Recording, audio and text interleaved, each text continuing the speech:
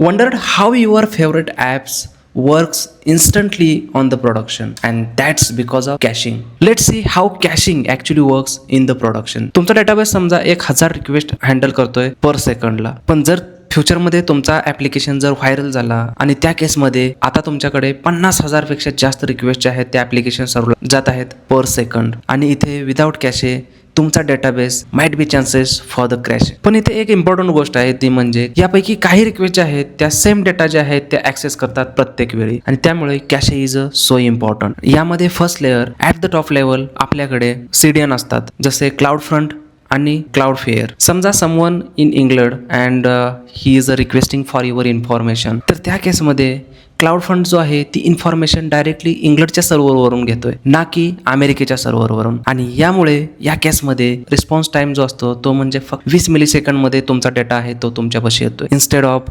200 millisecond. यामध्ये second layer आहे तो म्हणजे ब्राउझर कॅचे. यामध्ये स्टॅटिक असेट्स जसे तुमचे इमेजेस किंवा CSS फाईल्स या ज्या आहेत या लोकली स्टोअर्ड असतात, आणि या केसमध्ये आपण फक्त 0 नेटवर्क रिक्वेस्ट यूज करतोय, त्यामुळे local cache is fast. Next येतोय तो म्हणजे आपल्याकडे application level cache. Using tools like Redis किंवा Valkey, perfect for storing DB query result किंवा API रिस्पॉन्सेस किंवा तुमचा सेशन डेटा. आणि ही जी इन्फॉर्मेशन पूर्ण जो आहे ते स्टोअर करतोय रॅम मध्ये. Super fast but expensive. आणि कॅशेमध्ये इम्पॉर्टंट गोष्ट म्हणजे जेव्हा कॅशे हिट होतोय त्या केसमध्ये response in 1 millisecond. Cache miss in that case query the database and store the result next time in the cache. आणि नेक्स्ट टाइम डेटा जो आहे तो कॅशेमधून रीड केला जातोय, आणि त्यामुळे तो खूप फास्ट असतो. Cache isn't just about your speed, it's about where you place your data. CDN for global level reach, browser for local speed, Redis for app level performance, and DB cache for backend efficiency.